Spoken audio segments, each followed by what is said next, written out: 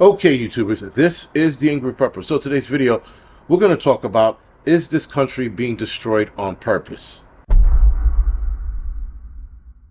So, like my last video, I was discussing the option of getting rid of Donald Trump the hard way, right?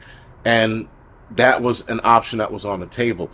But as I mentioned in the video, the other option is just to, again, destroy this country and hand them over, a shit plate, essentially. But it makes more sense, guys, that if they're not going to get rid of Donald Trump the hard way, that destroy this country as much as you possibly can within this year, leading up to the election, so that when Trump wins the election, because he will, because he is ahead of damn near everybody in the poll, that they can't beat him, they can't stop him.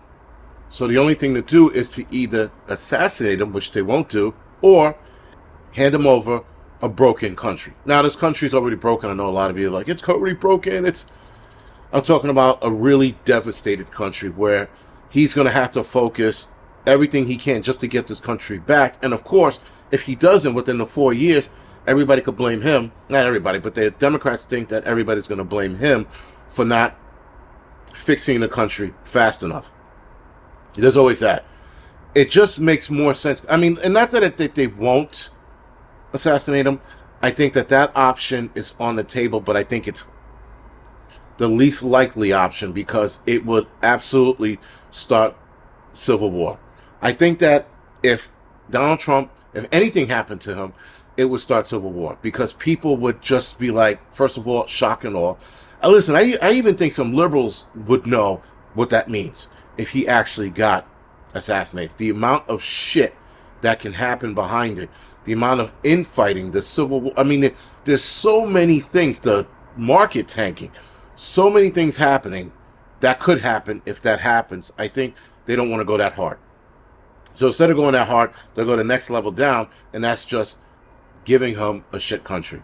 Because with all of this shit going on, guys, with all the illegals flooding this country, it's out of control. We are undoubtedly going to face financial woes because of this whole illegal nonsense as well. Because every state, or not every state, but a lot of states and or cities that are dealing with illegal immigration, like here in New York City, we are in a budget crisis here in New York City. Not probably other cities as well who are dealing with this as well. They have to be. But I'm only focused on New York City because I live here. I don't live anywhere else. And I sort of, which is weird to say or weird to think, I'm sort of glad that we are in this financial crunch. I am glad that we are going through this budget crisis, if you will, because the one side of me is glad, one side of me is not. The one side of me is glad because it's egg on the face of every politician who sat there and said, we can take all of these people in. We will welcome them with open arms. Remember that. And Eric Adams said that. He's like, we'll take on as many as we can. Now it's fucking hitting him in the pockets. He's like, oh, we got to do something about this. He runs over to Biden. Biden, you got to help us. You got to close those borders or something. Now, because the Democrats are retarded, crying children, they don't understand simple things. And every last one of us, guys, who watched this unfold and knew that we were going to head down this road, it's almost beautiful. But the other side of that coin is where I don't agree with it, or I'm sort of worried, is that now they start cutting services because of this. Because they need to keep the illegals, if you will, at bay. They need to give them some kind of spending money so that they have something to, buy and eat if they're not eating at the shelter. Because a lot of them don't like the food at the shelter, by the way. Granted, listen, those city sandwiches that they give them, I wouldn't put that on my worst enemy. Let's put it like that. So now you're cutting services. You have a lot of things that start affecting the New York citizens. Not the illegals, New York citizens, right? So everybody who's lived here, every New York City resident that live here who pays their taxes will be affected by this budget crisis. And budget crises only get worse when you don't have a solution for your current problem. That's the issue. They have no solution for the current problem on what to do with the illegal immigrants and how to handle it. So they start budget crunching, and then it starts affecting us, and then what? We all lose in the end, except for the illegal immigrants, because they always get the fucking better end of that stick. So, that being said, guys, New York City is undoubtedly turning into shit. It's been like this for a while. Violence has gone up a little bit, not too much, not crazy. It is turning into the Wild West. They have that new police bill. I think it's called a police stop bill or some shit like that, a cop stop bill or some nonsense like that, where it for every interactions the cops get into, they have to file paperwork. Nobody wants that. Because that means if they just talk to me, if I walk up to them and go, hey man, what's going on? How do I get to such and such? They have to write an interaction report on that, from my understanding. And if that's the case, guys, cops don't want to fucking talk to anybody and or let alone try to stop crime.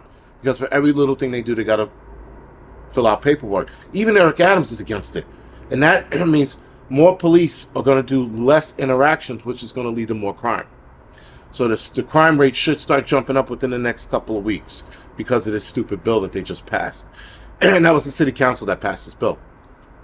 So, with that, guys, all of America is going to start looking like shit soon because they're just doing everything they possibly can to tank this country. Again, letting illegals in droves. Instead of giving certain state money that they need to run their state or run their city, they're giving it to Ukraine. They're giving it to Israel now. And again, making matters worse for American citizens. Now, the immigration crisis, I keep going back to that because that is one of the things that are tanking a lot of cities in this country. Because a lot of places like California, for example, the state of California, they're running into problems. I mean, California is such in debt. They have such a deficit right now. They're still passing these weird, out of control laws that's costing them more money that they don't have. And of course, Newsom, what's his name? Gavin Newsom? That guy, I shit you not, has to be part of the WEF because he's tanking his own state on purpose. He's going out of his way to tank his own state, and he's doing it with a smile. Every time you see this man, he's smiling. I'm like, yo, your state's in shambles. And yet you're sitting up there on TV smiling because he's part of the whole wrecking crew. There is a wrecking crew in this country. And I believe a lot of these politicians are that, to wreck this country as much as they possibly can. Because, guys, Gavin Newsom is not going to get elected again. That's for sure. So whoever takes over after him has to fix this abomination of a mess. Whoever takes over this country next, which is most likely going to be Donald Trump, has to fix this abomination of a mess. The financial situation that they keep talking about, I mean, for the last, 5-10 years, we were supposed to have a crash, and it hasn't happened. But of course, if Trump wins, there's going to be a financial crash. It's going to be a forced crash, but nonetheless, it's going to be a financial crash just to make matters worse for Trump. They hate Trump so much, guys. They're trying to take him off ballots in different states, and it's not happening. In fact, the legal team is contesting a lot of that, and they're winning. They're doing everything they can, guys, to sue him for dumb nonsense that's also being unfounded, with the exception of that chick that he had to pay $13 million or whatever it was to her for defamation. They're trying to ruin him, and they're also ruining the country at the same time, because they're like, you know what? Fuck it. We can't give this man this country the way it is. We got to make it worse. Because that's the only thing I can think of as to why they're giving money to other countries instead of states and cities and regions of the country that need it. We have a lot of infrastructure that needs to be rebuilt. We have a lot of infrastructure that needs emergency repair. And for whatever reason, they're not getting the money. The money's still going out of country. So, all I'm saying is that I think, in my personal opinion, is that they're wrecking this country just in time to give it to Trump because they know he's going to win. Now, if Trump does some shit between now and then that pisses him off even more, then I can see assassination being truly on the table. Now, listen, I know that's on the table. It's like they're looking at it like, we can always go back to this option right here, guys. This is the option we can go back to and end it all.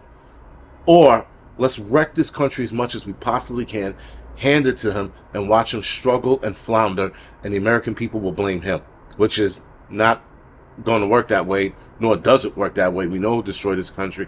We know who's destroying this country, and it isn't Trump, it's Biden. Anyway, guys, this is the Angry Prepper. Thank you for watching.